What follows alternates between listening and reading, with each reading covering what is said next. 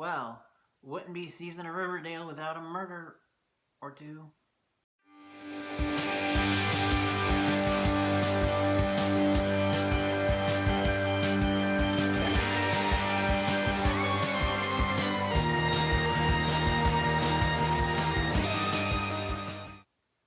Greetings, geeks and geek girls. It is me. I am back for Riverdale. Oh boy, this episode. Also, got Nancy Drew, so I'm just gonna cut to the chase, jump right into it. Spoiler alert, if you guys haven't seen the episode, go watch it, then come back and tell me what you think in the comments down below. Like always, gotta split it into the main characters. This time we're going for 5, because Cheryl does have a story. And actually, speaking of, let's actually talk about Cheryl. Cheryl is freaked out by the spirit of Julian, her dead triplet, who she thinks is haunting the doll. And so she doesn't want to leave the twins and her grandma alone with him while she goes to school, so she hasn't been going to school. They mentioned school. Choni convinces her to go, and then she gets a call from at the principal's office. Apparently, Dagwood accidentally swallowed a ping pong ball. Apparently, the doctor had to do a tracheotomy, and that he's safe now. But, of course, Cheryl blames this on Julian. Suspiciously, right about time, Cheryl's family comes into town. Her uncle, her aunt, and a third person. And they say, yeah, we've talked to the whole family. We want to sell the maple business. It's not doing so well. And with the stuff going on with your dead father and your missing mother, the reputation is not that great, so we want to sell it. And the only one left to sign it is you. And at first she's seemingly thinking about it, but then they bring up the chapel, where JJ is, and she gets completely on the defensive. So they start investigating, and in the middle of the night, suspiciously, they think that Julian is on the run, so they go to investigate. They find her uncle, and her uncle finds JJ. He's like, girl, you are so messed up. I'm going to put you into a place where they can fix you. And he sounds so confident about that he says, you know what, no. Why don't I just go ahead and beat them to the chase? And he starts choking the F out of Cheryl. So of course, Tony, who had been pushed down by him earlier, knocks him the F out. Seemingly kills him. Welcome to the Riverdale family, Tony. Wouldn't be Riverdale if you weren't involved in some murder.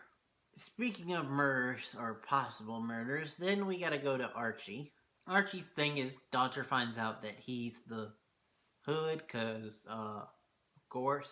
I mean, come on, Archie, you couldn't, spread it out and take out, a purse snatcher, or save a kitten in a tree, or something.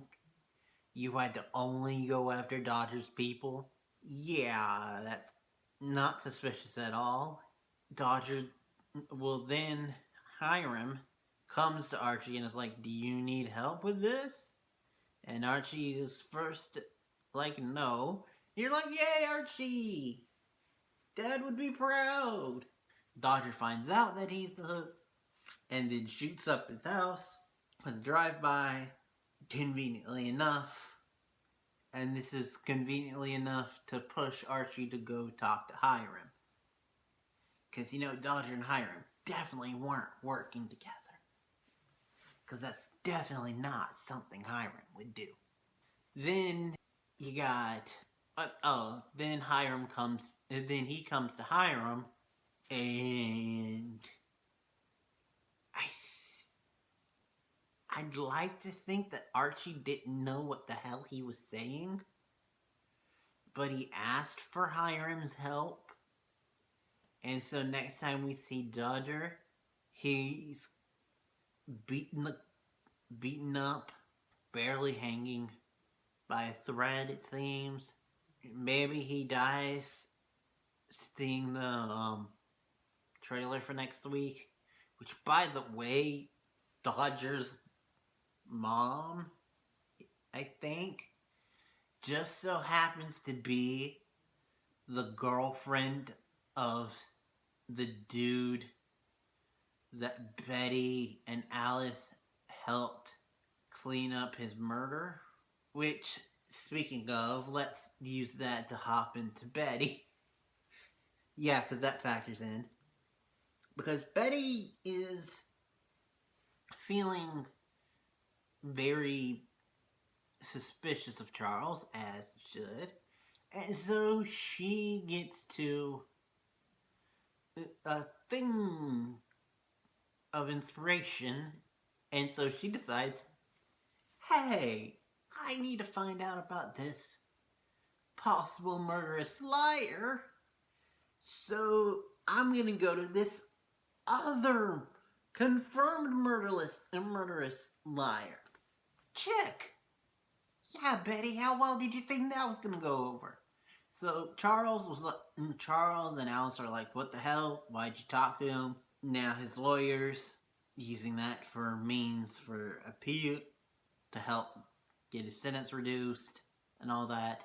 Charles uses that as an excuse for him and FP to go to where body was and get rid of all the evidence. And then we, at the end of the episode, see Charles talking to Chick, and it's clear he says, Chick, mind you, says, I love you, Ben.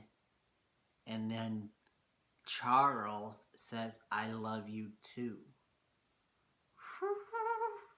Evil is equal opportunity as well.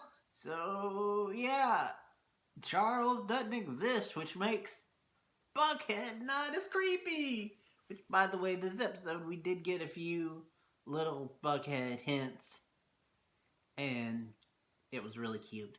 And normally I'd use this as a transition to talk about Jughead, but we got one more that I want to get to first, and that's Veronica. Veronica, her story is just basically dealing with her father moving back into town and weaseling his way back into their lives, and getting to the mom and getting her to renew the vows, and using the sister and claiming that Veronica trying to go against this is just her jealous of the sister. Now we need to talk about Jughead. Jughead's stuff is that he reaches a roadblock in his submission to be the next Ghost Rider. And so he starts looking things at a different angle and starts to discover a pattern, and the fact that in the first book it doesn't have the same voice as the second through fifth, which are all supposed to be done by the same author. And so using some Bughead knowledge and also just individual investigating, he finds another written word of his grandfather's, and he's like, hey, same syntax, same story structure, same everything. And so he tries to talk to the writer about it, and he's like, how dare you, you uncultured swine, you vagabond. And he insults him, he insults his father, says that his father doesn't have the right to be sheriff because he's a vagabond, and goes completely off on him, elitist style. He goes to his teacher, and the teacher's like, yeah, you're right, need to help you. But then they get to the next day, and he starts stuttering, and so Jughead asks him what's wrong, and he says, I'm sorry, Jughead, I could not help you. And then he just yeets himself out the window. What the fuck? What the? And then you look at the students and they're just all like, yeah, typical Tuesday. Not calling the police or anything. And then at the end, because of course, their new teacher turns out to be the elitist D-bag plagiaristic author dude. Oh boy. Insert the M. Bison from Street Fighter, of course, meme. But anyway, ending it there, saying thank you guys for watching. Next time, see me will be for next year. Hope to see you there. Till next time, and beyond. Seriously, Archie, Kate kept her secret longer than you did.